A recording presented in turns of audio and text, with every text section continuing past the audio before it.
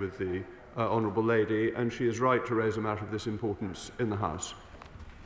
Richard Hall. Thank you very much indeed, Mr. Speaker, and I'd like to associate my comments with the honourable member for Gainsborough earlier on. And when it comes to restoration and renewal, we should be prioritising taxpayer value for money. Can my right honourable friend confirm that the works could be done more cost-effectively and to a perfectly decent specification without the bells and whistles currently planned? And does he agree with me and my constituents that this is the path we should be pursuing? Yes, Mr. Speaker. The Commission was told that we could define how to meet lesser requirements at a fraction of the cost of the essential scheme. It has got far too expensive, it is taking far too long, and we need to get on with doing what really needs to be done and prioritise taxpayer value. Daniel Sackner. Is a central part of the fabric of the community up and down the country. But I hear not just from my city of Cambridge but elsewhere that not only do they have a tough pandemic, but they're facing a difficult challenge with food inspections which have become more complicated with less experienced inspectors, extra costs. Could a minister please address this attention, and maybe the Leader of the House will note that it is the Socialists who knows the problems of business? Yes, I'm delighted. As I've said before, there's more joy in heaven over the one sinner who repenteth than the 99 who are not repenting. But the honourable gentleman is always right to seek redress from overzealous regulators who aren't doing their job properly. So I will pass on what he has said to the relevant department. My constituent David Bosley contacted me last month about his son Alex, who's one of a number of my constituents to have their Instagram accounts hacked and used by fraudsters to trick their contacts into giving them money. These fraudsters sometimes walk away with tens of thousands of pounds. So can we have a debate on clamping down both on the perpetrators of the frauds, but also the lax processes of the social media platforms that inadvertently facilitate this? Thank you, Mr. Speaker. And my honourable friend is so right to raise this important and concerning issue that will be one of importance to members across the House. The online safety bill will ensure that big platforms, including Instagram, will have to do a great deal more to take scams seriously and keep people safe. If firms fail to keep people safe, Ofcom will be able to give huge fines of up to multi-billions of pounds for the largest companies, or even block sites. We are considering the Joint Committee's recommendations carefully at the moment and will incorporate them where we feel the bill can be strengthened further. So I can assure my honourable friend that this is work that is underway. Owen Brennan. Thank you, Mr. Speaker, and can I thank the leader for the work he does in following up on parliamentary questions that are of low quality, and surprisingly perhaps praise one that I've received from the Department of Health when I asked different departments what their policy was on references for recruitment. And not only did the Department of Health answer my question, but they very helpfully included the Cabinet Office round-robin guidance to all the departments on lines to take in answering my question, including a section explaining my motivation in asking the questions, which I thought was very useful, as I was wondering what it was myself. Could this novel, perhaps to use the word of the week, but inadvertent innovation, be adopted in all such cases? Well, as it happens, Mr. Speaker, I've often thought that openness, and the greater openness, the more understanding there is from other sides, and therefore this inadvertent mistake sounds to be one that has been rather beneficial. Alexander Stafford. Thank you, Mr. Speaker. The independent inquiry into child sexual abuse reported its conclusions this week and made a number of findings about failings of police and local councils to protect vulnerable children. The report describes a horrific culture that forced survivors of CSE to fight to be believed, and those who were heard were made to feel as though they brought exploitation upon themselves, all hampered by poor data collection on a range of issues, including ethnicity or perpetrators. Please can we find time in government time for debate on this issue, which affects so many communities across the country, including in Rother Valley. Well, first of all, Mr. Speaker, I'd like to congratulate my honourable friend in the work that he's been doing on this particularly important issue. The government is committed to considering carefully the inquiry's recommendations and will respond fully within the inquiry's deadline of 6 months. Obviously, I can't comment on the recommendations at this stage. However, the government is delivering the action set out in our groundbreaking Tackling Child Sexual Strategy, which sets out our whole system response to tackling child sexual abuse, including exploitation. The government will shortly publish an updated child exploitation disruption toolkit to help the police and local authorities to prevent and disrupt this organised exploitation, and it is likely that there will be an opportunity for members to discuss the work of the IICSA when it publishes its final report later this year. Patrick Redden. Thank you, Mr. Speaker. During COP26, the Women's Institute distributed crocheted bangles like this one, bracelets made by Jean Boyle of Flockton, WI, to remind decision makers there should be no more loopholes in carbon emission reduction targets. So can we have a debate on how decisions made at COP26 will be monitored and held to account later this year at COP27? Hear, hear. Thank you, Mr. Speaker. May I congratulate the WI on its terrific work. It's not just marmalade that it makes, also making items for the honourable gentleman to wear. Of course, that there will be regular discussions on COP26. I think we will be held to account throughout this House in adjournment debates, backbench business debates, and indeed questions to the President of COP. Anderson. Thank you, Mr. Speaker. Yesterday I met with Fran Hall and Lobby Akinola, who are bereaved families, representatives of the COVID-19 Bereaved Families for Justice campaign. They are very angry that the COVID inquiry is being delayed, and they are wanting to know when it will be launched so that the hearings, so that the evidence is contained and made secure, and that the hearings can go ahead in spring as has been promised. If there are more delays, the COVID inquiry will be kicked down into the summer or longer. They need to start in spring. Could we have a statement from the government about the COVID-19 inquiry and when it will start? Well, Mr. Speaker, I think preliminary work is beginning. As I understand it, the website was opened yesterday. Now, I will confirm this to the Honourable Lady, but this is happening. The inquiry will go ahead, and it is very important that it goes ahead when all the facts are known. Andrew Jones. Mr. Speaker, we had the very positive levelling up statement and white paper yesterday, but please can we have a debate on one element of levelling up, which I think is urgent and specific enough to merit direct consideration, and that's the role of education, skills and colleges. It's the lack of skills or accessing a skilled workforce, which is the issue most raised with me by local businesses. I'm grateful to my honourable friend, and I agree with him. Education and skills have a vital role to play in levelling up the country, and like him, I welcomed the announcement of the white paper from my right honourable friend, the Secretary of State, yesterday. Through our multi-billion-pound plan for jobs, we have seen 120,000 young people starting their Kickstart job and over 160,000 apprentices being supported through the Apprenticeship Initiative Scheme. There is a £3.8 billion increase in skills spending, and we are funding a lifetime guarantee and quadrupling places on skills boot camps. As announced by the Secretary of State yesterday, the government's mission is to have new high-quality skills training targeted at the lowest skilled areas, with 200,000 more people completing high-quality skills training annually. So I think what my honourable friend is calling for is in the pipeline. Indeed, Mr. Speaker. I wonder if the Leader of the House could make time for the Veterans Minister to make even a written statement on what progress he's making on ensuring that the Veterans Card is issued to former service personnel who served before 2018. I've been asking for an update from the Veterans Minister, from his predecessor and the predecessor before that, since it was announced. It would just be good to understand what the delays are and why it is the government isn't willing to issue this much-needed card for veterans.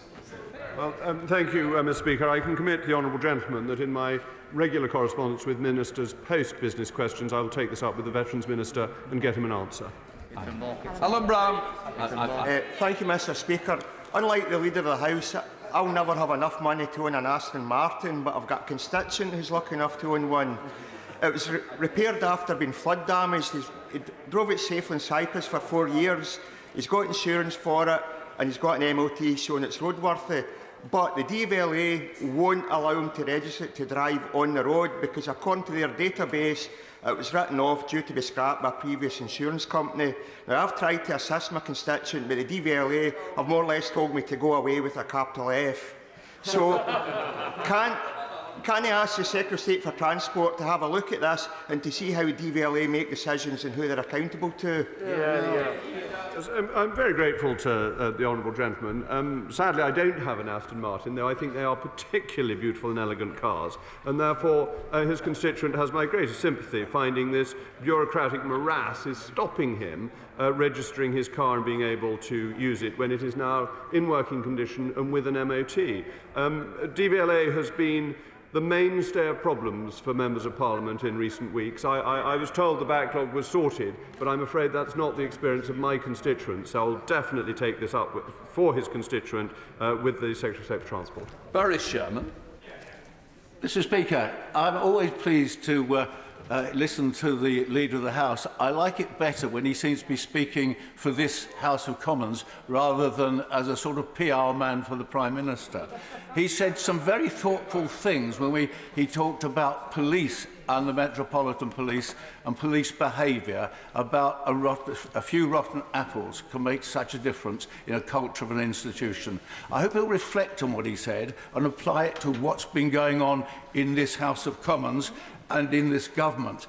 But while he's thinking about that, can we have an early debate on the campaign my great old friend, the member for Barking, has been raising in this House with no response? Why is it so much Russian money is swilling around in London?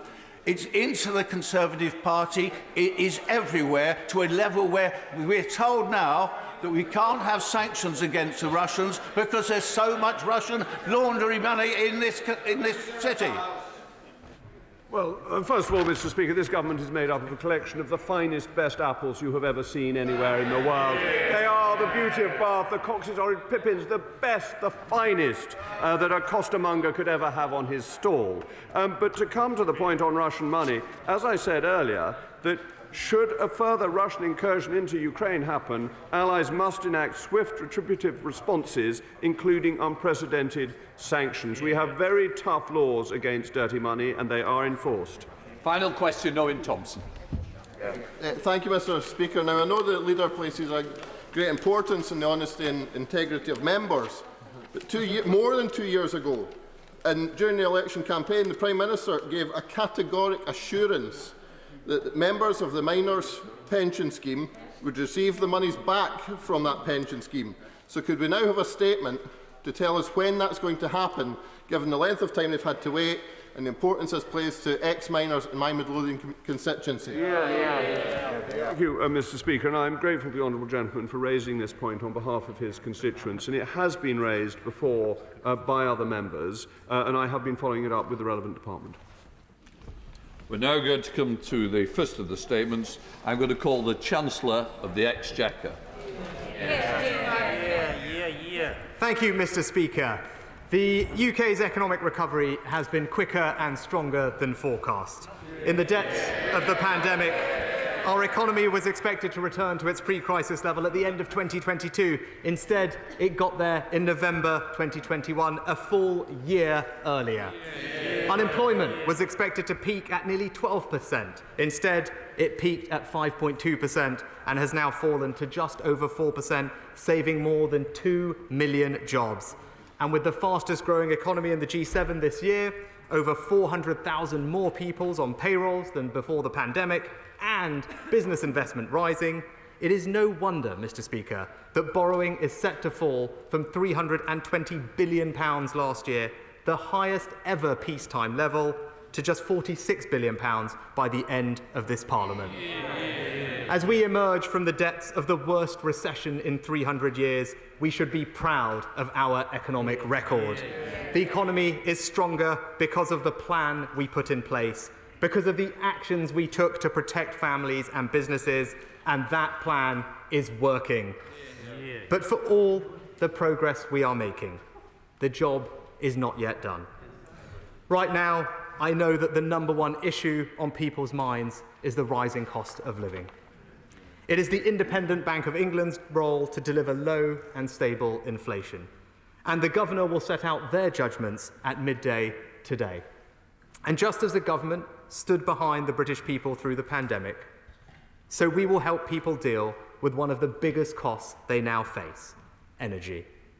The energy regulator, Ofgem, announced this morning that the energy price cap will rise in April to £1,971, an increase of £693 for the average household. Without government action, this would be incredibly tough for millions of hard-working families. So the government is going to step in to directly help people manage those extra costs. Mr. Speaker, before I set out the steps we are taking, let me explain what is happening to energy prices and why. People's energy bills are rising because it is more expensive for companies who supply our energy to buy oil, coal and gas.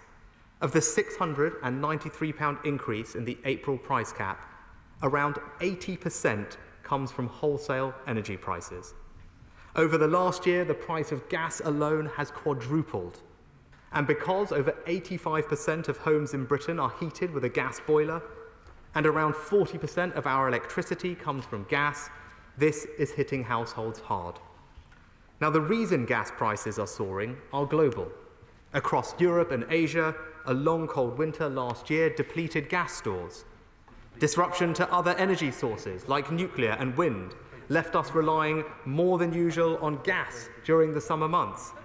Surging demand in the world's manufacturing centres in Asia, at the same time as countries like China are moving away from coal, is further increasing demand for gas. And concerns about a possible Russian incursion into Ukraine are putting further pressure on wholesale gas markets. And so, prices are rising. Mr. Speaker, the price cap has meant that the impact of soaring gas prices has so far fallen predominantly on energy companies, so much so that some suppliers who couldn't afford to meet those extra costs have gone out of business as a result. It is not sustainable to keep holding the price of energy artificially low. For me to stand here and pretend we don't have to adjust to paying higher prices would be wrong and dishonest. But what we can do is take the sting out of a significant price shock for millions of families by making sure the increase in prices is smaller initially and spread over a longer period. Mr. Speaker, without government intervention, the increase in the price cap would leave the average household having to find an extra £693. The actions I'm announcing today will provide to the vast majority of households just over half of that amount, £350. In total, the government is going to help around 28 million households this year. Taken together, this is a plan to help with the cost of living worth around £9 billion. We are delivering that support in 3 different ways. First, we will spread the worst of the extra costs of this year's energy price shock over time. This year, all domestic electricity customers will receive an upfront discount on their bills worth £200. Energy suppliers will apply the discount on people's bills from October, with the government meeting the cost in full. That discount will automatically be repaid from people's bills in equal £40 instalments over the next 5 years. This is the right way to support people while staying on track with our plans to repair the public finances. And because we are taking a fiscally responsible approach, we can also provide more help faster to those who need it most, the second part of our plan.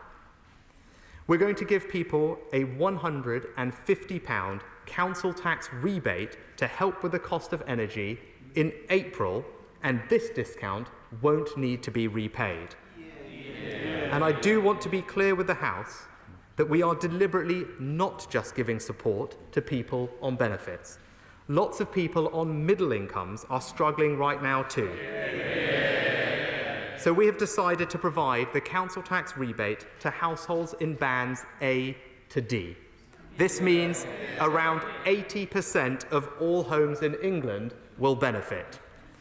And the third part of our plan will provide local authorities with a discretionary fund of nearly £150 million to help those lower income households who happen to live in higher council tax properties and households in bands A to D who are exempt from council tax at all.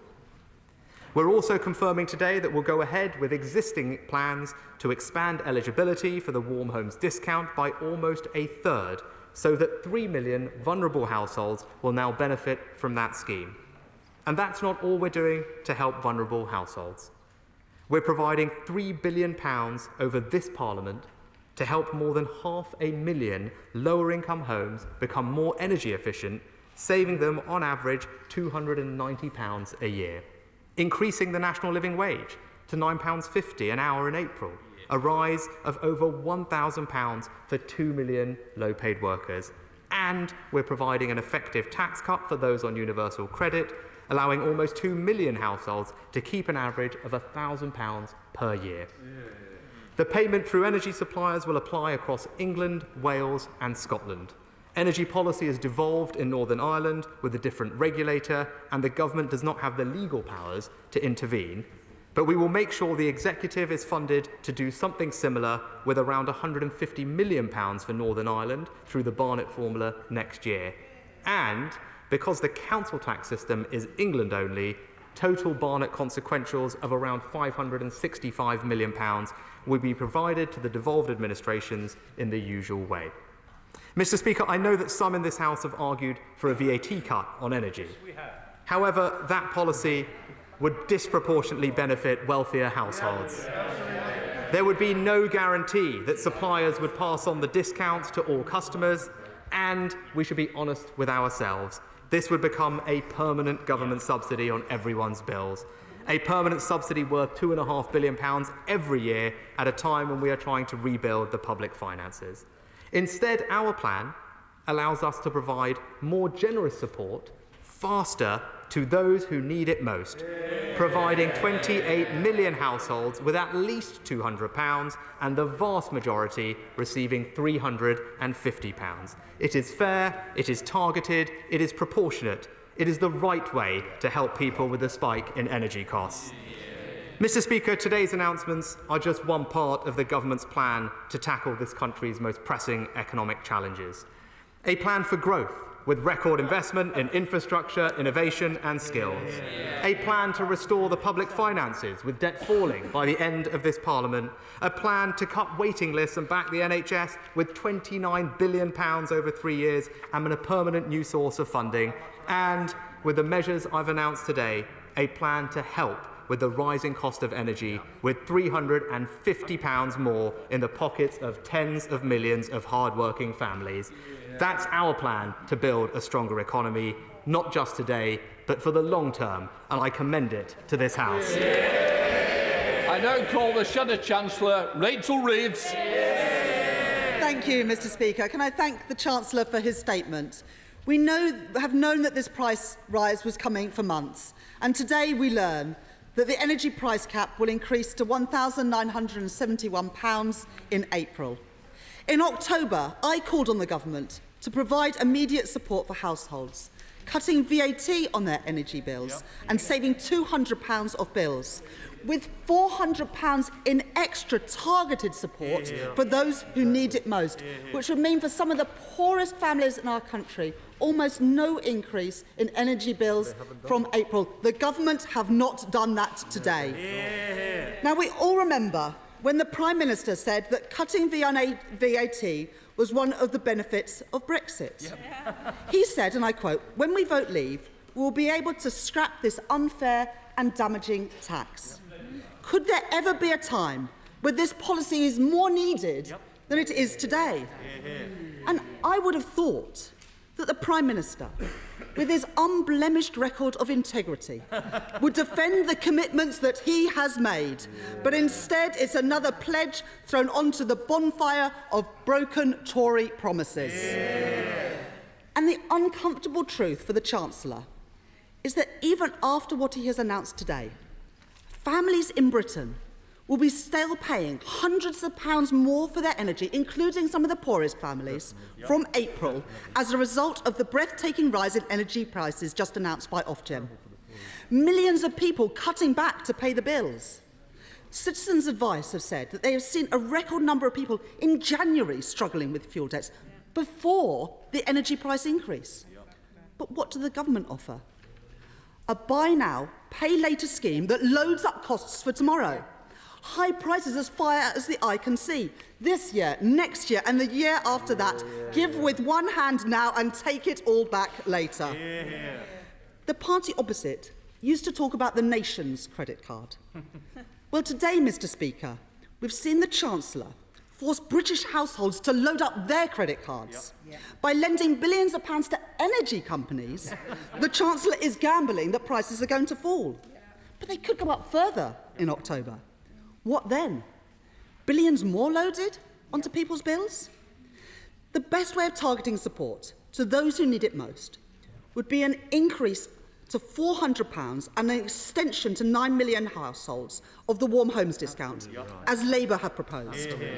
Their scheme today is a pale imitation of Labour's, especially for the households and pensioners on the most modest incomes. The Chancellor instead is using council tax to target extra help.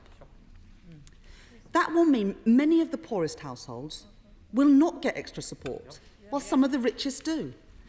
And it's people living in the North and the Midlands who will lose out most. The hypocrisy the day after the government's levelling up white paper is obvious. Order. Mr Holden, I think we need to be a little calmer. I'm sure you'll want to catch my eye, and it's not the way to do so. Sir Chancellor Rachel Reeves. So can the Chancellor confirm how many people who are fuel poor will miss out on council tax support compared to the Warm Homes discount support that Labour have announced? Mr Speaker, the government had a choice. Only today, Shell announced that their profits had quadrupled to $20 billion. They described their results as momentous. Dividends up, profits up, and people's energy bills up too.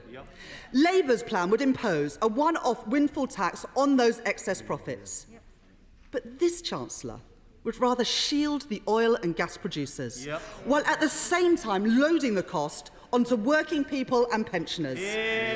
Cabinet ministers have described the oil and gas producers as struggling. Struggling, Mr Speaker. Tell that to the 1 in 5 people who are already skipping meals so that they can pay their energy bills.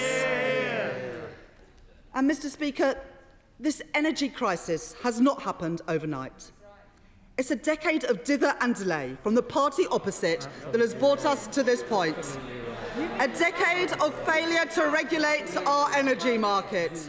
A decade in which they have slashed our gas storage capacity, leaving us more reliant than ever on Russia for our gas imports. A decade of failure to make the most of solar, tidal and wind energy. And a decade of stalled progress on insulating our homes to keep bills low, not just for 1 year, but into the future too. It has been the Tory decade that has led to this announcement, Mr Speaker, of the biggest increase in the price of domestic energy since records began. That is what the Chancellor should acknowledge and should apologise for today. The Conservatives aren't solving the cost of living crisis because the Conservative Party are the cost of living crisis.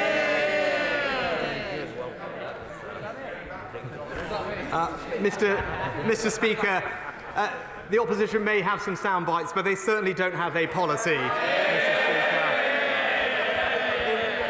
In contrast, this government has announced measures. Mr Seeley, is there something wrong with that wood you keep knocking? Because I think it's in good order. You don't need to test for woodworm. Chancellor of the Exchequer. In contrast, Mr Speaker, this government has announced measures to share the burden with consumers and help manage the global price rise. And despite the faux outrage from the benches opposite, I'm sure that even they would admit privately, Mr Speaker, the support just announced is both generous and comprehensive. Let me take some of the honourable lady's points in turn, Mr Speaker. Well, first of all, on the topic of VAT, can I say, Mr Speaker, how very welcome it is that the opposition are recognising the benefits of Brexit.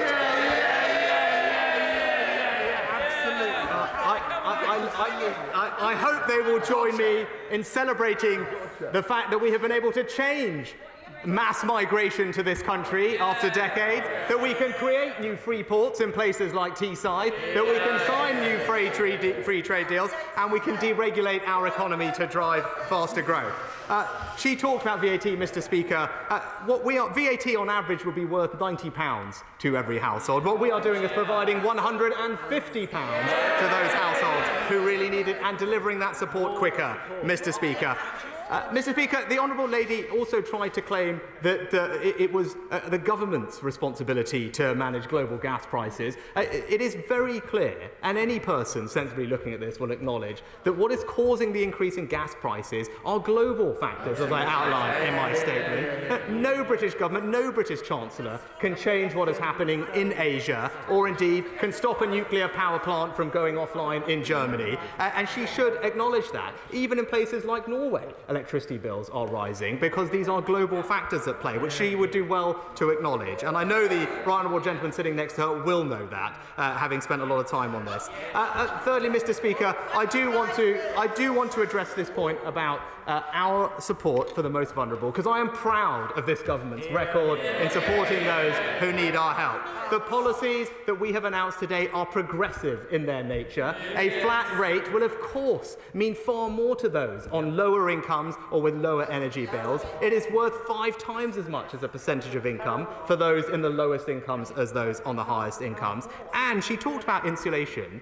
We are spending over this Parliament £3 billion to improve the energy efficiency and insulation of over 500,000 households in fuel poverty, Mr. Speaker. That is the right thing to do, and it will save those vulnerable families, on average, £300 a year. Not just this year, but every year going forward. And we have already announced those plans, Mr. Speaker. And lastly, to address her point on windfall taxes, and of course, they sound superficially appealing, Mr. Speaker, but we on this side of the House deal with complex problems in a responsible way.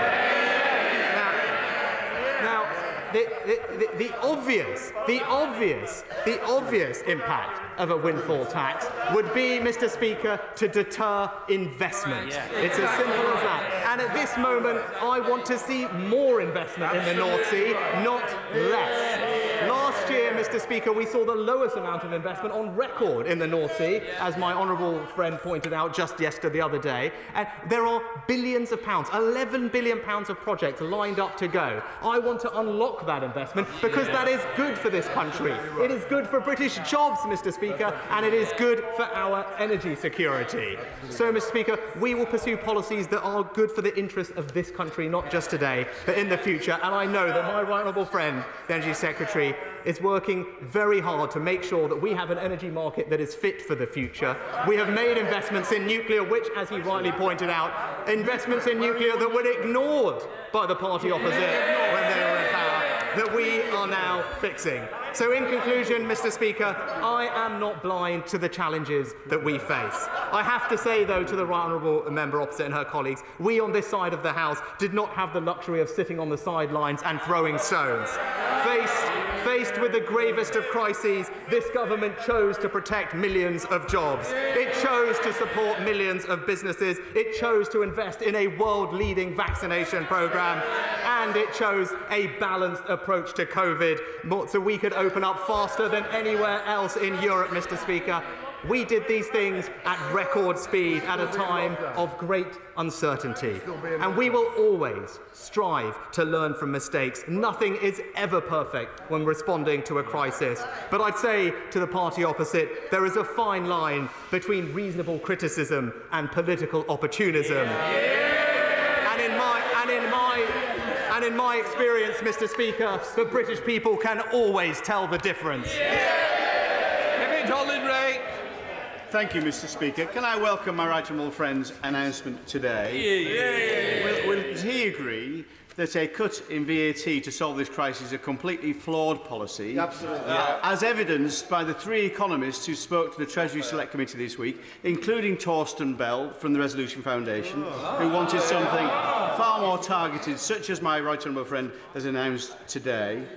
It is clear one factor in this crisis is Russia's willingness to weaponise its gas supplies. Will he confirm, if there is any incursion into the Ukraine, that this country and other international countries will look at weaponising our banking system, which would be economically catastrophic for Russia should they do that?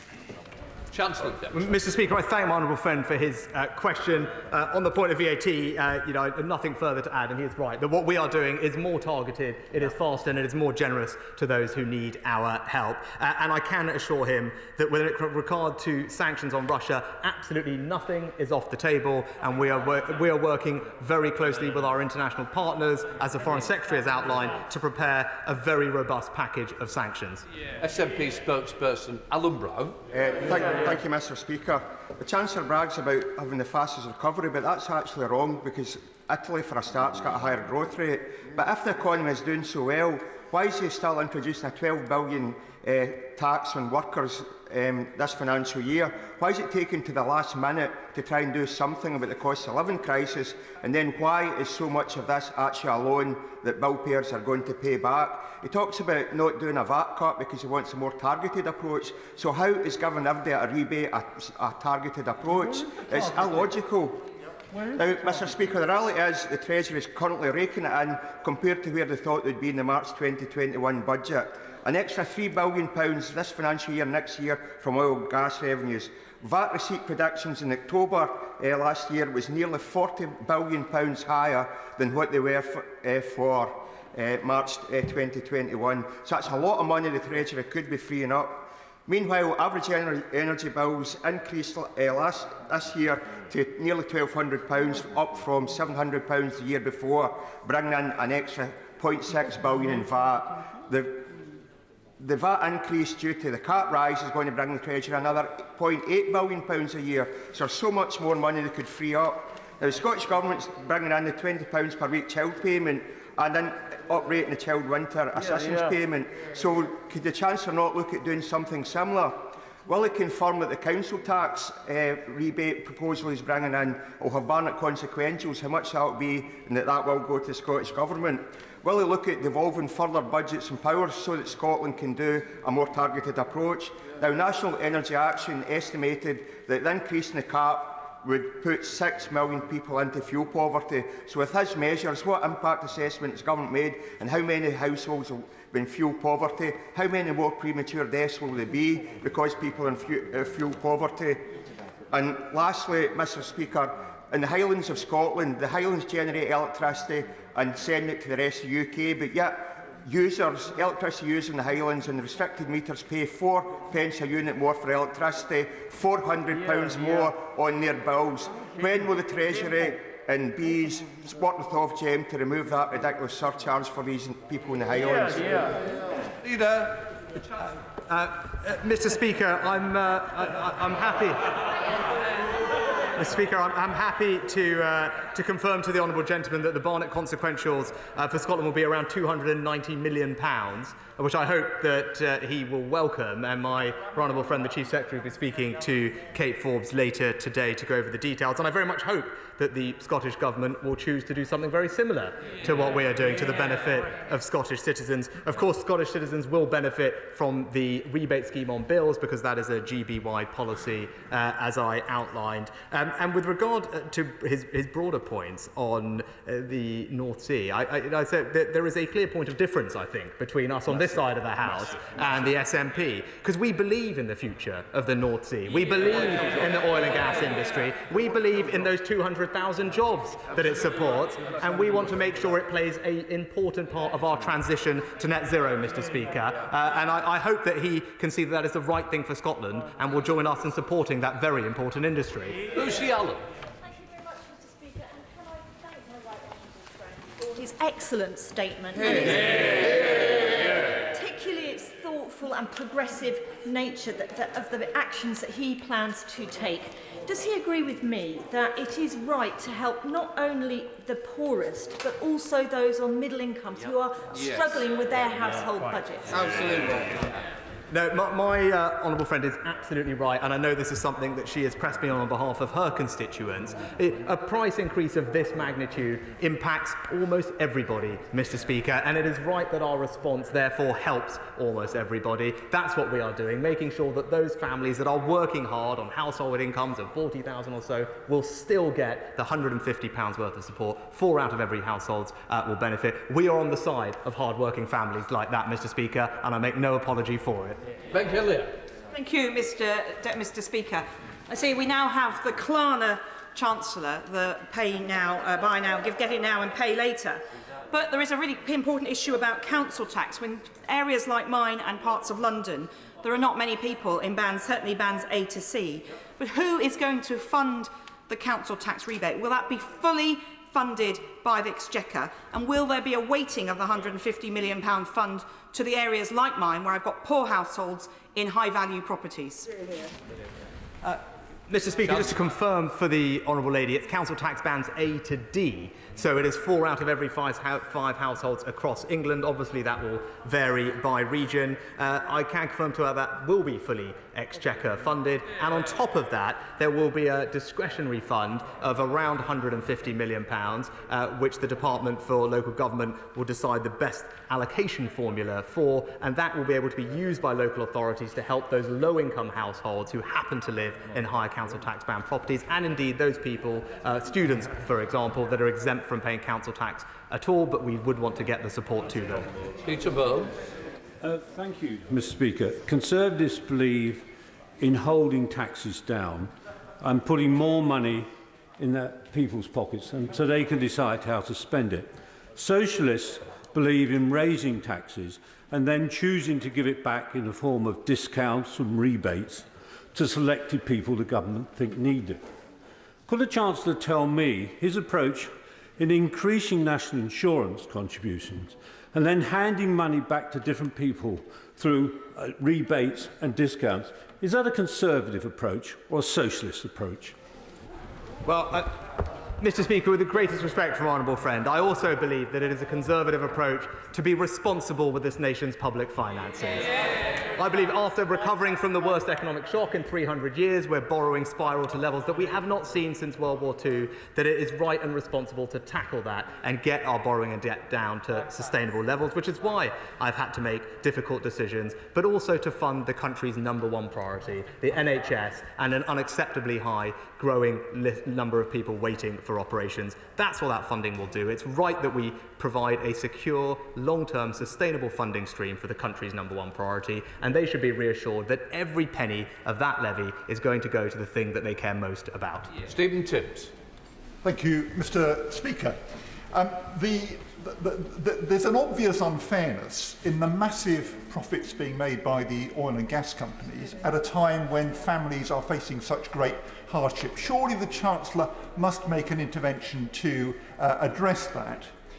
And he's announced a discretionary fund for local councils. Worried families will have no idea how much that will benefit them, if at all. Will he instead introduce an uplift in universal credit, having cut universal credit so unfairly just 4 months ago? Chancellor. Mr. Speaker, it's worth pointing out that the energy companies that he talks about already are subject to a far higher rate of corporation tax, in fact double the rate of corporation tax that other companies pay, 40% versus currently 19%. And I won't repeat my arguments about the windfall tax that I made earlier. And no, Mr. Speaker, we believe the right way is to make sure that people can keep more of what they earn, which is why we cut the universal credit taper rate by 8 percentage points. That's a £2.2 billion tax cut. It will benefit 2 million of the lowest paid people in our society. It's making work pay. It's strengthening incentives to work. It's the right policy. It's a Conservative policy. Esther McVeigh. Mr. Speaker, many families across the country will struggle with their energy bills this year, so I am grateful that we have a Chancellor who's in touch with that.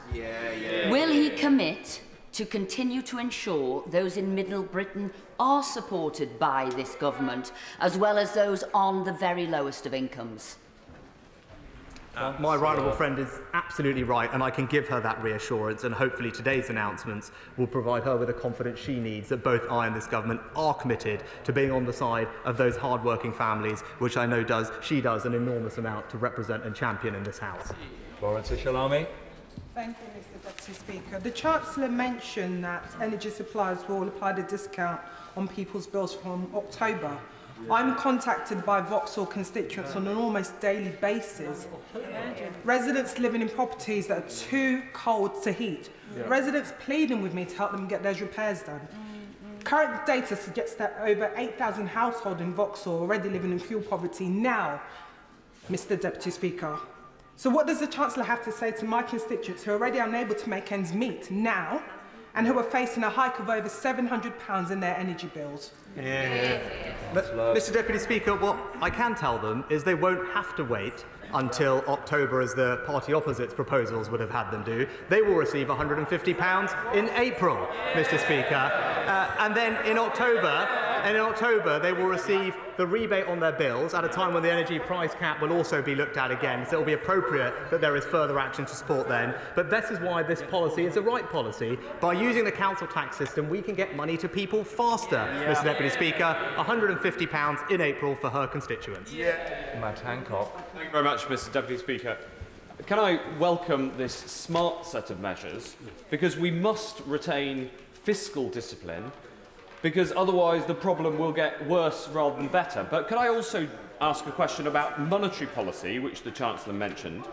He mentioned the independence of the Bank of England decision, which has just been announced, but there's some chatter about working in tandem with the bank. So can he confirm that in monetary policy, not just in interest rate setting, but with the withdrawal of QE, that bank independence will be respected? Chancellor. I can give my right honourable friend that assurance. It is absolutely right and proper that the bank is independent of government on matters of monetary policy. That is exactly what has always been the case over the last 2 years and will continue to be the case, and I can wholeheartedly give him that assurance. Nick Smith. Thank you, Mr Deputy Speaker. The Chancellor will be pleased that his campaign team are behind him today. Does he really think that the super profits of $20 billion made by Shell are untouchable? His hands-off approach won't persuade many people across our country. Well, Mr Deputy Speaker, I think what millions of people across this country will see today is a government that is on their side. It is a government that is taking action to help them with the anxiety they feel about rising energy bills. It is doing it in a proportionate, fair and targeted way, and it is doing it in a responsible way to protect them, not just today, but for years into the future as well. Robert Buckland. Thank you, Mr Deputy Speaker. Thousands of families in Swindon and millions of households across the country will welcome the immediate help on council tax that he has announced today in his very welcome statement. Does he agree with me that the COD analysis that we heard from the Right Honourable Lady opposite about the energy market in Europe is really demonstrable evidence of the paucity of the party opposite's approach to energy? And isn't our approach to a zero-carbon economy, but based upon energy security, going to be the way that we deliver our country out of these short-term problems? Well, my right honourable friend makes, as ever, an excellent point. He's absolutely right. I agree wholeheartedly with him, and he will know my right honourable friend, the Energy Secretary, is working very hard to undo some of the mistakes that the party opposite made in the past. Chris Bryant. Thank you, Mr Deputy Speaker. I know the Chancellor's all pumped up, but this is pretty puny stuff, to be honest. £350 isn't going to touch the sides of the problem for my constituents in Naronda. Gas and electricity up for the average family in my constituency by £686. Fuel up by £314. The average weekly shop up by £385. Universal credit cut by £1,040. National insurance up by £150. And frozen tax allowances by him will cost another £300. That's £2,875 in a constituency where the average wage is £27,000. That is really going to cause hardship. £350 doesn't even touch it. Well, Mr Deputy Speaker, the party opposite have proposals which would give considerably less to many people. So it's a bit rich to hear that. But he had a long list of numbers, Mr Deputy Speaker. I also have a long list of numbers. 400,000 more people on payroll than there were before the crisis. 2 million jobs saved because of the actions of this government. The national living wage going up by £1,000 a year in April, and a £1,000 tax cut for millions of people on universal credit. Those are what we are doing, Mr Speaker, to put more money into people's pockets when they need it, and they can rely on us to continue supporting them, not just now, but for days and years into the future. Mark Harper. Much, Mr Deputy Speaker. First of all, can I thank the Chancellor for coming to the House to make his statement before he does a press conference. That's the right order of priorities. Can I also thank him for listening and engaging with colleagues on this side of the House to listen to their concerns and responding to them in his statement. And finally, can I also contrast the realism and honesty with which he's grappled with global gas prices? You can't pretend that they haven't gone up, but what he's done is set out a package to smooth the impact for everybody and to help those on the lowest incomes. That's the right approach, demonstrates why we've got it right and the party opposite are not fit for office. Yeah, Mr. Speaker, my honourable friend is absolutely right. You know, those of us in government make responsible decisions and we are honest with people. I think people respect that honesty and it's the right thing for us to do, Mr. Speaker. My honourable friend is absolutely right. There is a global surge in gas prices and it would be wrong to pretend that we do not have to adjust to that. But what we can do is take the sting out of that adjustment, spread its impact over time, limit its immediate impact. That's the right and responsible approach and I'm grateful for his support in that plan. Thank you, Mr. Deputy Speaker. The Chancellor comes here and says he's proud of his record. Let me tell him what my constituents are thinking of his record. The party opposite cut £20 a week for universal tax credit. It was dragged kicking and screaming here for U-turn after U-turn just to feed poor and hungry children. £350 doesn't cut it when he's wasted billions. Mr. Speaker, more than £6 billion on wasted PPE, more than £4.7 billion on fraud for COVID funds. And he brings here $9 billion when he's lost $12 billion. So, you know, for my constituents, it doesn't quite cut it, and my constituents don't trust this government because they're not helping my constituents.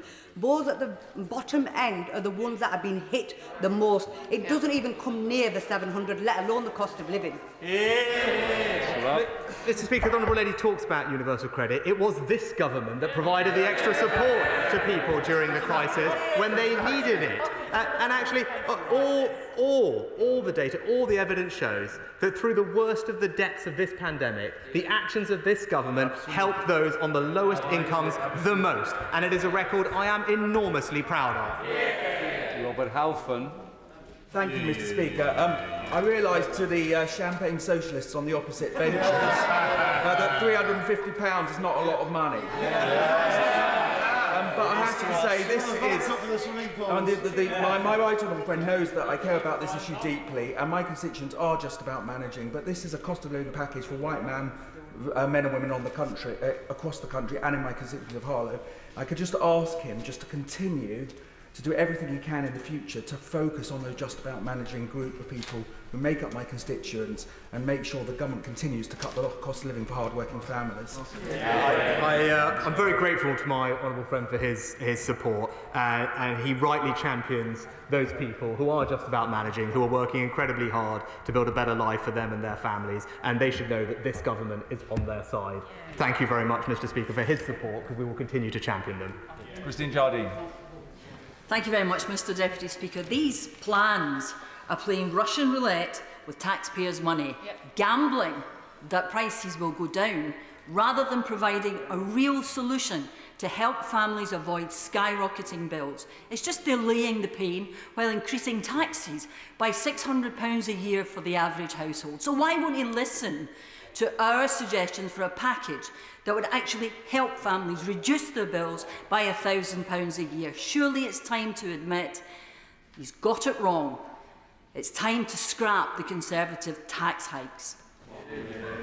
Well, Mr. Speaker, what we haven't heard from the party is any plan to provide the funding that the NHS needs. Right?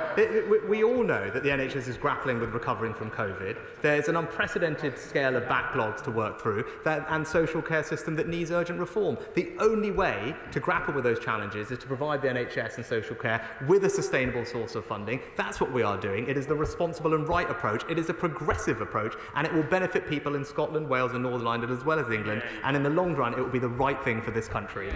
Alan Cairns. Thank you, Mr. Deputy Speaker. Can I congratulate my right honourable friend for the comprehensive package of support that he's provided, both fiscally responsible in the face of the energy volatility globally. My constituents will have the benefit and the reassurance of the rebate that he's announced on energy bills, but they won't have the reassurance of the council tax support that he's making available in England. Will he therefore at least encourage the Welsh Government to follow suit so my constituents have the same benefits as in England? or even take it a step further and insist that the benefit is passed on? I thank my right honourable friend. I can confirm that the Welsh administration will receive £175 million or so in Barnett consequentials, which will enable them to provide the similar discount. And my right honourable friend, the Chief Secretary, will be speaking to the Welsh Government later today, and he will very much make the point that we would like to see that to the benefit of all of his constituents and those across Wales. Clive Betts. Thank you, Mr Deputy Speaker. In terms of the council tax rebate, there are some of the poorest families who don't pay a significant amount of council tax because they're on council tax support schemes. Will they still get, even if their council tax bills are less than £150 a year, the full £150? Will that therefore be paid in cash to them by the local authority in April? And in terms of the £150 million discretionary fund, will it be truly discretionary for councils to decide how they spend it, or are the government going to direct how it's spent?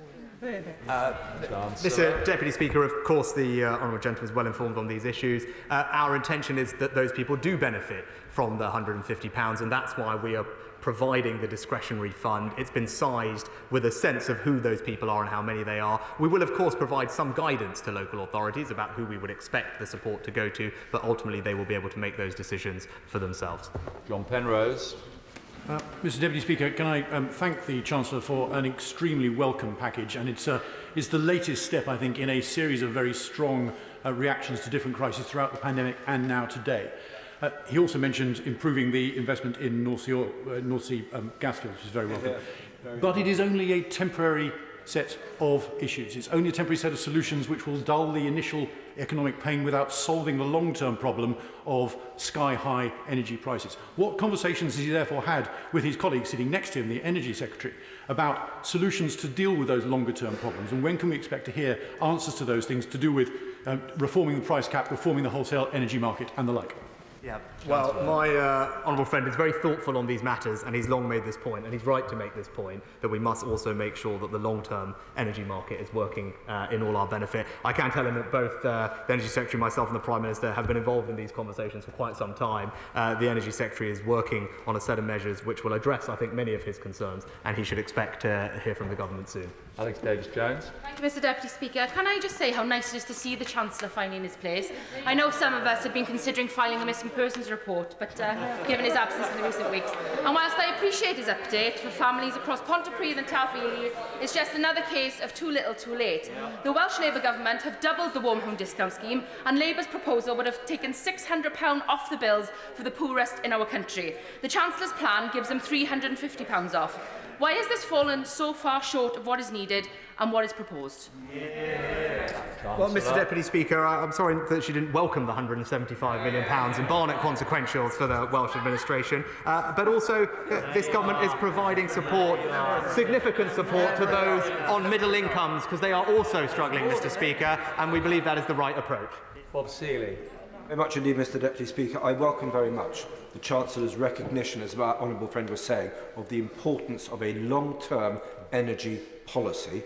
And also thank you very much indeed for his help for council taxpayers. The ATD ban will cover most folks on the island. Can he just confirm to me that he's talking about people with primary residences, both on the island but also nationally? Thank you. Chancellor. Yes, my honourable friend makes an excellent point, and I can confirm that that £150 is not for those with either second homes or empty homes, and we will make that crystal clear in how the policy is executed. Jim Shannon. Thank you, Mr Deputy Speaker. First of all, can I thank the Chancellor for his contribution. It's not to be churlish, there's a bit of money that's been set aside, we appreciate that. But with this further right of energy, along with the uplifted cost of living in general, we are looking at working families choosing what to cut out of their lives to make ends meet. Whilst I very much welcome the news and put it on record, the £150 million for Northern Ireland and also the other Barnett consequentials that will come along as well, could I ask Chancellor this question? Would he consider and commit to reviewing the child benefit threshold for families whose wages are the same and yet it simply isn't worth the same in real money terms as it did when the threshold was introduced in 2013? Thank you very much. Well, I'm grateful to the honourable gentleman for his question, and I'm glad he recognises there are two sets of Barnett consequentials for Northern Ireland stemming from each of the two policies, which sum total £250 million. He will appreciate I can't comment on future tax and welfare policy, but as always I will take what he says and reflect on it. Jonathan Gullis. Thank you, Mr Deputy Speaker, and I warmly welcome the Chancellor's statement because of 94% of properties in Stoke-on-Trent are council tax band A to C. So therefore this £150 rebate is going to do wonders across Stoke-on-Trent North, Kidsgrove and Torp. But on his recent visit to the city of Stoke-on-Trent, he knows that the ceramics sector is an energy-intensive industry and is going to be looking for some more creative solutions in the short term to help them with rising energy costs. Can he confirm that he will meet with me and the other Stoke-on-Trent MPs to discuss these ideas further? Chancellor. Mr Deputy Speaker, I'm always happy to meet with my honourable friends from Stoke, which benefited from not just one, not just two, but three successful levelling up fund bids, which I was pleased to visit recently. He's right, and he's a proper champion for the ceramic sector in this House. Rightly, I enjoyed meeting representatives from that sector on my recent visit. I'll be happy to meet with him and them to discuss the situation further. Barry Shearman. Mr Deputy Speaker, we all know that the Chancellor is a fast-talking, slick operator who knows how to keep his head down when it's useful. Indeed. But can I tell him that someone who's been in this House since 1979, he's the most incompetent Chancellor I've ever seen. And when children go to bed, he doesn't like it, Mr Speaker. When children in my constituency go to bed with no food in their tummies, with no heat in their homes, what does he really think is the honourable position of a Chancellor who has just allowed one of his policies directly to be taken in fraud, £4.3 billion of fraud under his watch? Any other Chancellor that I've known would have come to the House today to resign. Mr Speaker, I'll let this government's record on economic policy speak for itself. It's a record I'm proud of. But I can provide the honourable gentleman with the assurance that I and the government remain committed to tackling fraud wherever we see it. He mentions a figure in £4.9 billion. As I mentioned to the House in orals on Tuesday, that estimate has already been reduced, Mr Speaker, by a third, by £1.6 billion because of the actions we are taking. I won't go into them all now, but he should know that we will go after everyone wherever we can to recover that money for the taxpayer, and I'm confident that we will do a very good job. Jacob Young. Thank you, Mr Deputy Speaker. This is a targeted package that helps us just about managing, which is entirely right. But, Mr Deputy Speaker, under the last Labour government, the party opposite closed 6 nuclear power stations and had a policy of no new nuclear. Does he agree with me that alongside these measures to help people in the short term, it's imperative that we invest in our long-term energy security, in domestic gas production, in renewables and, crucially, in new nuclear? My honourable friend is absolutely right about some of the failures of policy that the party opposite propagated in power. That is being fixed, my honourable friend, the Energy Secretary. We are not just investing in new nuclear, as he said, with billions of pounds at the spending review, but also in offshore wind, and as he knows in his part of the world, carbon capture and storage and hydrogen, where Teesside is playing a starring role in that green energy revolution. Ben Legg. Diolch, Mr Deputy Speaker. The Chancellor will be aware that nearly 20% of households in Wales are not connected to the mains gas grid. In rural areas like Ceredigion, that figure actually rises to over 80%. And research by the Office for National Statistics notes that Ceredigion suffered the highest increase in fuel bills of any area in mainland UK in the past year, increasing by £863 on average. So can I ask the Chancellor to confirm whether the rebate announced today will also apply to households that are not connected to the main power grids? The honourable gentleman actually makes an excellent point, and one that colleagues not just in Wales but in England and Scotland will also be asking, not least my own constituents. What I can tell him is the rebate will be delivered through electricity bills to solve that exact problem that he mentions, which is obviously much more universal. And separately, obviously, the council tax discount in England is through the council tax system, so it's agnostic to the heating source, and I would expect the Welsh Government, should they choose to do the same thing, will also be able to solve that problem in that way. Jane Stevenson. Thank you very much, Mr Deputy Speaker. This is quite simply a superb plan. We're very well done. And I would also also say that he's right to question the opposition's idea of a windfall tax, given Gordon Brown completely stifled the telecoms market in the late 90s by doing exactly the same. Speaking as the chair of the APPG for district councils, I wonder if my right honourable friend would join me in thanking councils for once again being able to offer swift and agile responses to local communities and families in helping us to deliver this today. Thank you. As a former local government minister, Mr Deputy Speaker, it gives me great pleasure to pay tribute to district councils and the work of the District Council Network. Head of John Fuller is still running it, but they do an excellent job. And once again, when we need them to help us deliver policies, they step up. I can confirm also they will, of course, receive new burdens funding for doing that. But I thank them for all the work they do. She's right to champion them. Dame Diana Johnson. Thank you, Mr Deputy Speaker. Already before COVID, a third of children in Hull North, many in working families, were living in poverty. With the cost of living crisis and the energy prices soaring, will the measures that the Chancellor is introducing today see an increase or a decrease in the number of children living in poverty by Christmas? Yeah, good question.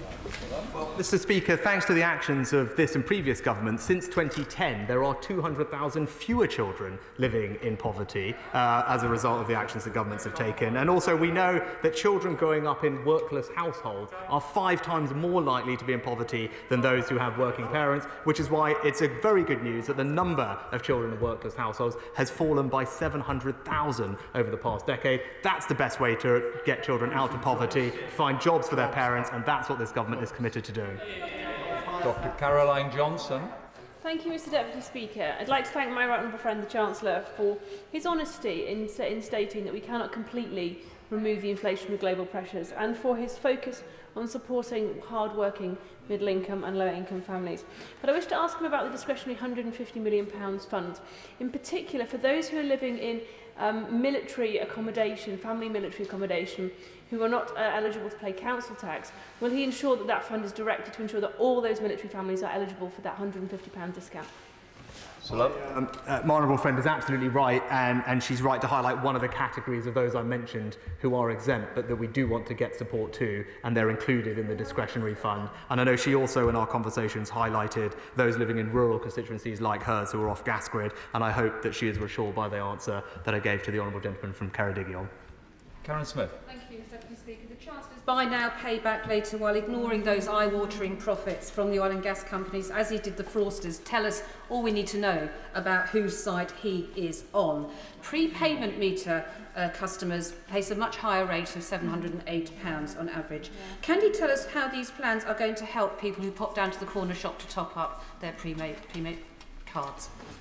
Mr Deputy Speaker, there are around 4 million households who are on prepayment meters. About 40% of those will be able to receive the rebate on bills automatically because of the nature of their prepayment meter. For the remaining 60%, we will have to do something more manual. The various different ways that we can do that, whether it's by sending barcodes or QR codes through the post or through email, and that is exactly, before the party opposite start saying anything, that is exactly how we already deliver the Warm Homes discount to those people. And when we did something similar in 2012 in the coalition, we did exactly the same thing. It's less than 9% of all households, but we have a plan for them. We'll work with the energy companies to make sure all of those on prepayment meters benefit in exactly the same way. Philip Hollowbone. Residents in the Kettering constituency will warmly welcome the assistance that the Chancellor has announced to help them with their rising energy bills. But in addition to the measures he's announced today, there is an additional £1.8 billion of support out there in terms of unclaimed pension credit. 1 million pensioners are eligible and are not claiming, including 4,500 in Northamptonshire. Just as we reached out to pensioners to come forward to get their vaccination, please can we reach out to these people who are not claiming, because some of them have some of the highest energy bills. My honourable friend makes an excellent point, which he also made the other day in orals, and we committed to looking at how best we can take up his suggestions. I think I'm right in saying, and my energy secretary friend will correct me if I'm wrong, but with regard to the warm term discount, I think it is moving, if it's not already, to a more automatic system for those on pension credit for that rebate. But we will, of course, take his suggestions on board and figure out how best to improve what we do. Geraint Davis. Mr Deputy Speaker, each week the Prime Minister tells us there's 420,000 more people at work than there were before the pandemic, yet the Office for National Statistics tells us that there's 506,000 fewer people at work than before the pandemic. And the reason for that, as the Chancellor knows, is the Prime Minister excludes the self-employed. Will he correct the record that there are in fact 500,000 fewer people at work and explain in the circumstances why he's imposing a massive national insurance tax on jobs?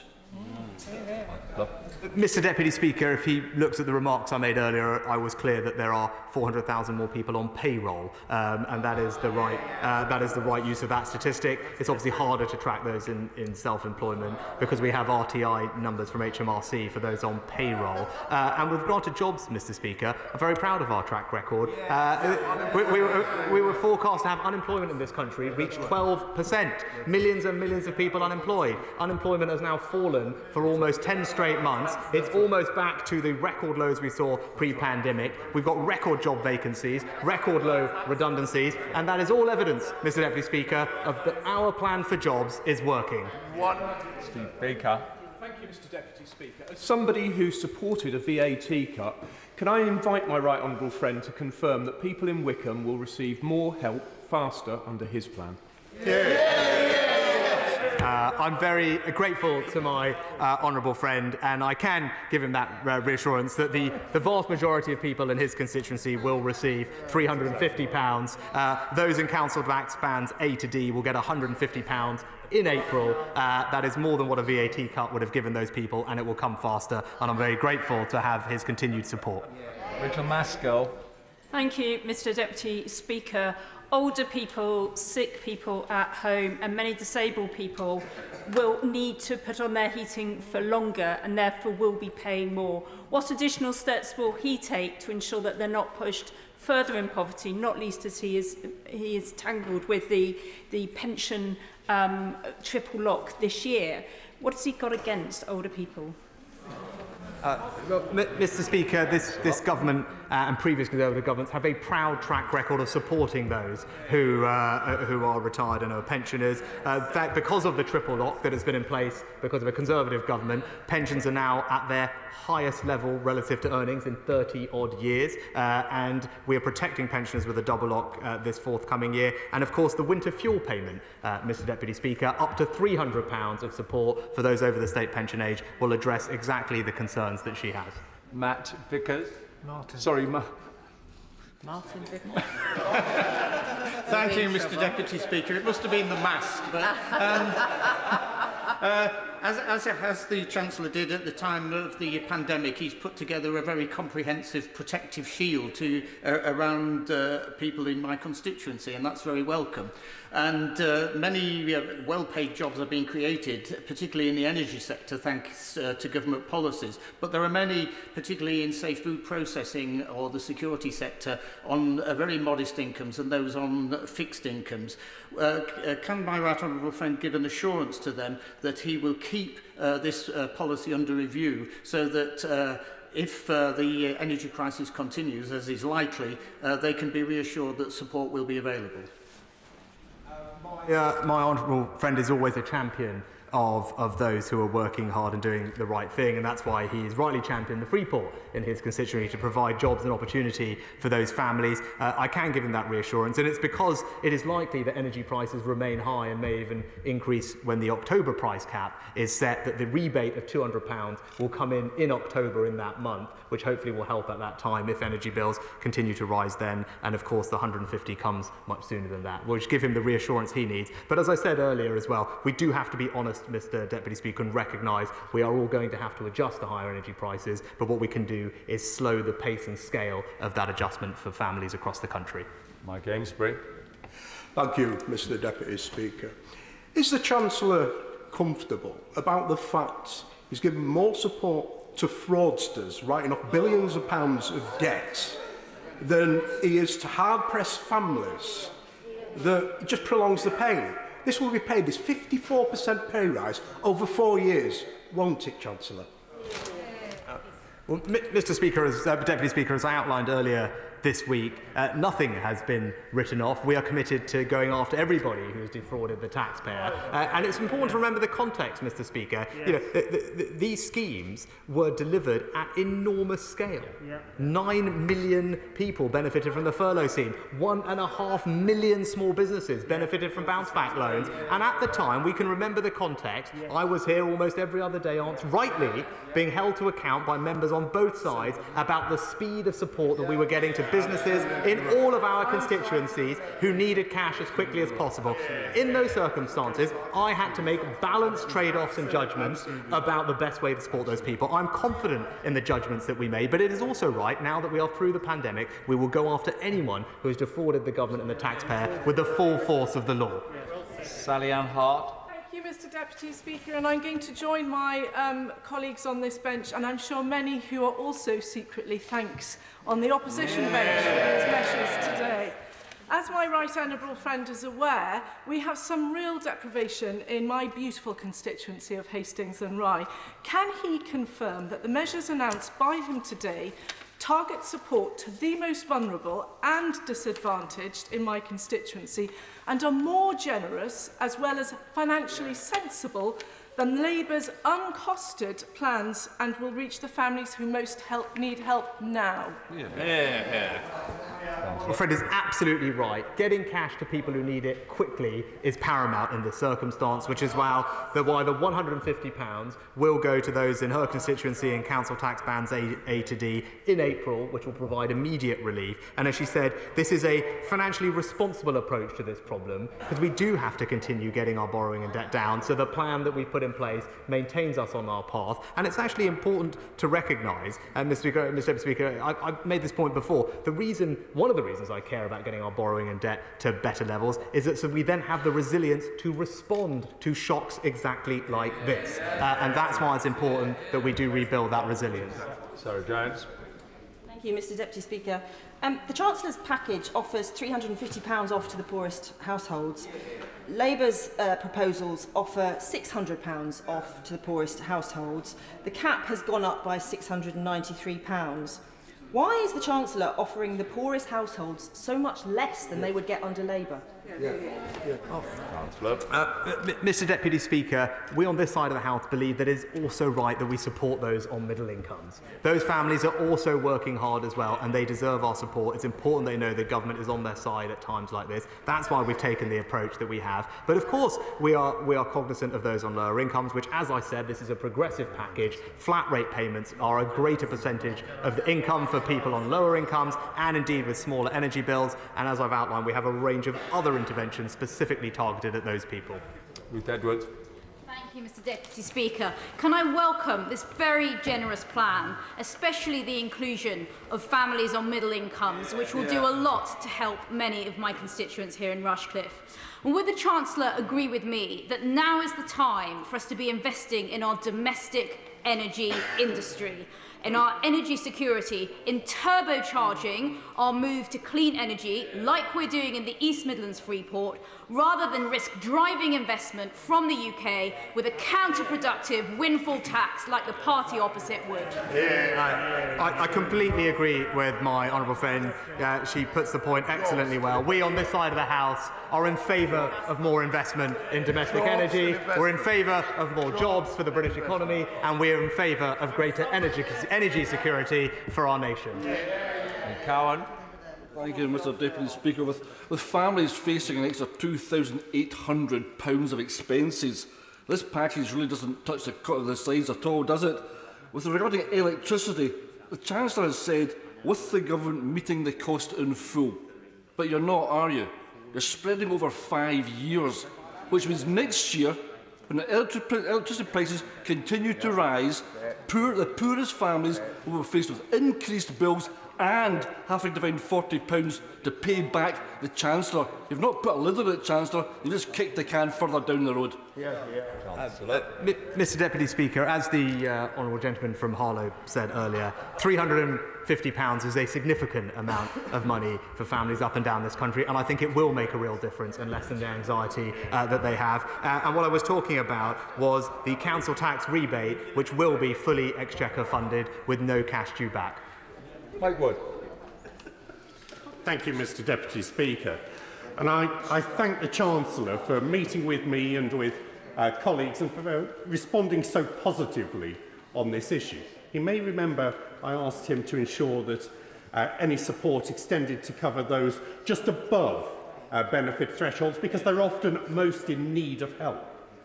How does the support he has announced today for those constituents compare with the suggestions made opposite? My honourable friend, as ever, makes a thoughtful contribution, and I enjoyed our conversations. He was right to champion those who are on middle incomes, and because of those conversations with him and others, we have designed a package that does exactly as I think he would like to have seen, and by targeting support at those in council tax bands A to D, 4 out of 5 households, those up to middle income, those just about managing, will receive the support, £150 extra, and they will get that support in April. Ruth Cadbury. Thank you, Mr Deputy Speaker. A poll by Survation today reveals that 63% of the public support a windfall tax on oil and gas producers' profits. It's not like this government to ignore the polls. So can I suggest that rather than misnaming, as he did in his statement, a renewable loan as a discount, why not go for the windfall tax and give that money to our hard-pressed constituents? Well, Mr. Deputy Speaker, we've had this debate. We believe on this side of the House in more investment in our domestic energy sector. We want to support British jobs. We want to support British energy security. And we believe in doing the right, responsible things. And that's what a responsible Conservative government does. Saki Bhatti. Thank you, Mr Deputy Speaker. I thank my right honourable friend for these packages, which will help my constituents across my constituency. But just on the issue of the windfall tax, would my right honourable friend be able to confirm that the Labour Party's call for a windfall tax would actually undermine competition in the market, it would reduce investment, it would kill off jobs, ultimately it would mean that it would keep energy prices likely to be higher for longer and hit the poorest the hardest? Yeah, my honourable friend is exactly right. 200,000 jobs are supported in that industry, and as I pointed out earlier, there are £11 billion worth of projects waiting to get going. I would like to see those projects go ahead. That will be good for the country's energy security, good for our economy, good for jobs, and I know that the Energy Minister and I share that ambition. Brendan Clark-Smith. Thank you, Mr Deputy Speaker. Can I thank the Chancellor for his statement and just say my constituents in Bassetlaw will be breathing a sigh of relief for his announcements today, which blow the opposition's VAT cut out of the water. Yeah. The Chancellor mentioned wholesale prices, and as we become more self-sufficient and move to renewables and nuclear, would the Chancellor be able to outline what the Government and the Treasury are doing to tackle this problem at source? And may I suggest the excellent STEP fusion project in Bassetlaw that we're bidding for? Well, I'm grateful to my honourable friend's support, and I'm glad that this announcement will provide some reassurance to his constituents who I know would be worried about the cost of living, and this should provide them with some reassurance on that. I have warm noises about his fusion project from my honourable friend, the Energy Secretary. We did have, I think, £120 million announced, I think that's right, for advanced nuclear technologies at the spending review, and no doubt there can be a productive conversation to be had about how we allocate that money on projects like his. Andrew Jones. Speaker, and can I thank my right honourable friend for their statement today and confirming that this significant £9 billion package is going to be targeted for those who need help most. He also highlighted that 80% of cost increases are coming from the global wholesale price increase.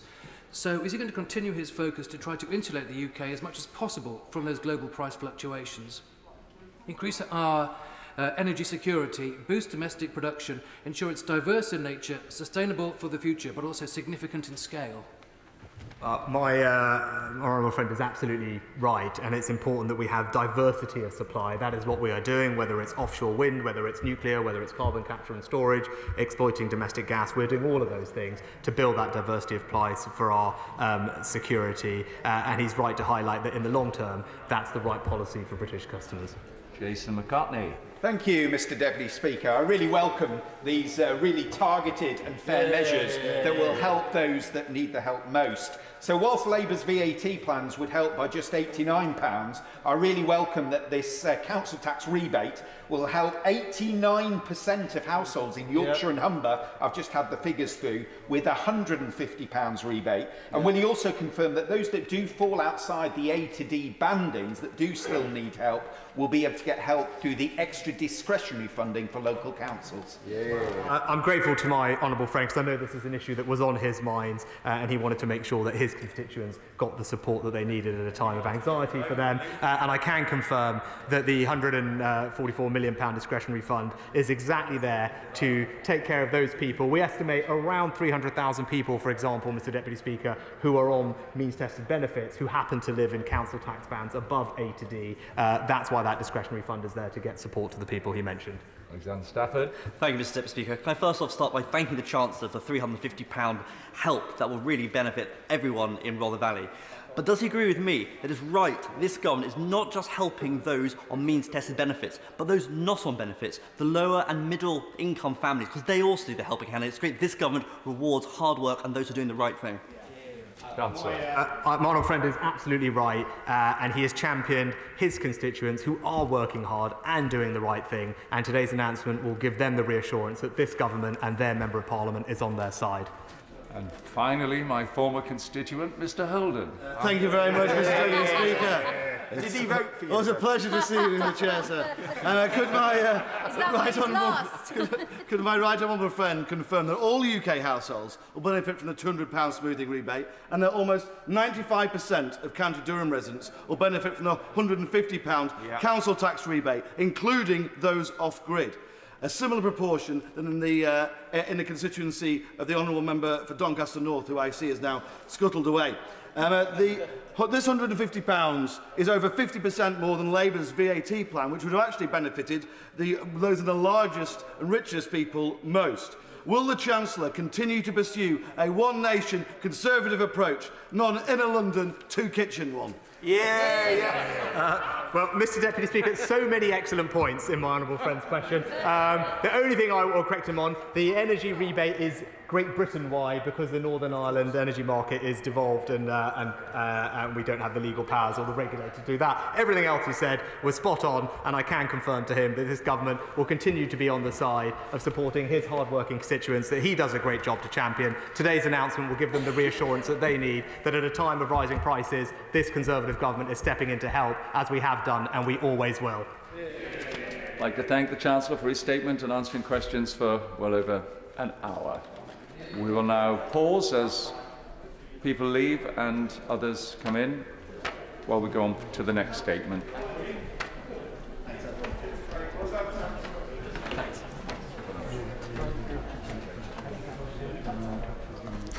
That's what happens when you move away. Very good.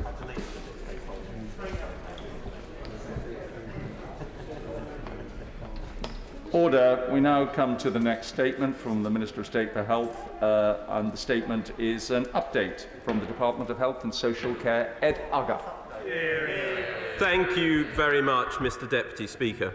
And with permission, I'd like to update the House on our purchasing efforts in response to the COVID-19 pandemic.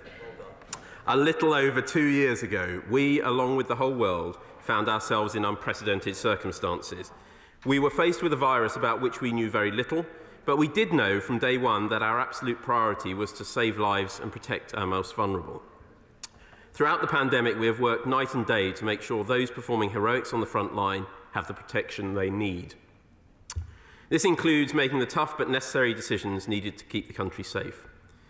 With the pandemic pushing health systems across the world to breaking point, we acted quickly and decisively to protect the NHS and help it to continue providing world-class care to the public. In a highly competitive global market, and with many countries imposing export bans, we were nonetheless able to secure the protective equipment needed.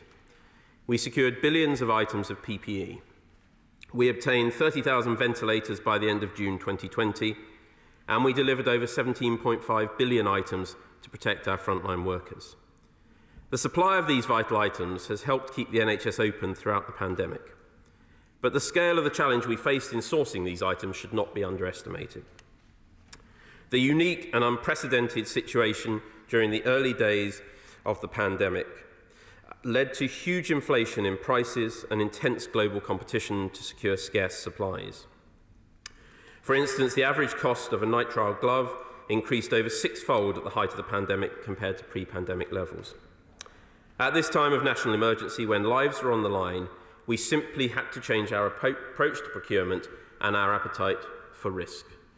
Balancing the risk of contracts not performing and supplies being priced at a premium against the risk to the health of frontline workers, the NHS and the public if we failed to get the PPE we so desperately needed. Mr Deputy Speaker, we make no apology for procuring PPE at the pace and volume we did based on the information we had at the time. The action we took protected thousands of frontline healthcare workers in the NHS and social care. However, now that the world market for PPE has stabilised, the value of some categories of goods is now inevitably much lower than the price they were originally purchased for. I want to reinforce to the House that 97% of the PPE we ordered was suitable and fit for use, with only a small proportion deemed not suitable. And we are actively seeking to recover costs from suppliers wherever possible in those cases. Throughout the pandemic, the Department's anti-fraud unit has acted quickly to investigate all allegations of fraud, and we will be looking to recover any money from damaged or inadequate stock. We are now in a position where we are confident that we have sufficient stock to cover all future COVID-19 related demands, even in the face of the Omicron variant. The PPE stocks we secured have allowed us to meet demand through 2021 and 21-22, and our existing PPE stocks will continue to support us throughout 2022-23. We will keep working to maximise value from our stockpile, as the high standards of protection we have set for NHS workers mean that some of it may be able to be used in alternative settings. And the Department has set up a redistribution team to identify alternative uses for stock that we do not intend or expect to use. For example, donating masks to both the Department of Transport and Department for Education to aid compliance with face covering requirements on public transport, or to support schools following their reopening back in March 2021. Medical professionals within my department have also been working closely with colleagues within medical surveillance authorities to review stock which has exceeded its manufacturer's use-by date, but is not necessarily unusable. We have also begun a tender for a third-party medical laboratory to provide official testing of PPE products with a view to extending their shelf life. Mr Deputy Speaker, during the pandemic, we have taken steps to strengthen this country's PPE supply chain, including manufacturing more PPE here in the UK. We have now signed contracts with over 30 UK-based companies, reducing our reliance on manufacturers overseas, and we now have high confidence that we have sufficient stock to cover all future COVID-19 related demands. Getting PPE to those who need it has been one of the toughest logistical tasks of this pandemic. We make no apologies for taking the steps that were necessary so we could save lives and protect this country at its time of need. Mr Deputy Speaker, I commend this statement to the House. Thank you, Mr Deputy Speaker. I thank the Minister for advance sight of his statement. But what a disgrace that the Secretary of State didn't come to the House today to account for the inexcusable and unacceptable level of waste in his department, or when the department first published the accounts, or 2 days afterwards when they were reported on the front pages of several national newspapers and across broadcast news. Perhaps the Secretary of State's silence and his absence tells us that he's relaxed about losing billions of pounds of taxpayers' money, or perhaps it is simply that he is too ashamed to show his face. The fact is that the Secretary of State had to be dragged to the House, and then when he was, he bottled it and sent his deputy. And Mr Deputy Speaker, the Department for Health and Social Care snuck out its annual accounts on the final day upon which it was legally required, 10 months after the end of the financial year, and by total coincidence, I'm sure, at 5:30 p.m. on the day that Sue Gray published her update. Buried on page 199 was the revelation that the department lost a staggering £8.7 billion on PPE. That's more than 2/3 of the department's total spend on PPE, written off as losses, double the amount they're spending on the hospital building programme, almost as much as we spend on the salaries of every nurse in England for an entire year. Why? Because it was unusable, going out of date, and bought in at eye-watering prices because the government was in a state of desperation, having run down our supplies before the pandemic arrived. Now, we know that many members opposite privately, sometimes even publicly, agree with Labour that the national insurance rise is an unfair hit on working families facing a cost of living crisis. So how will they explain to their voters that, taken together with the £4.3 billion they handed out to fraudsters, this government has thrown away more than a year of receipts of the national insurance rise they're now imposing on working families? It's not just that they are the party of high taxes because they are the party of low growth.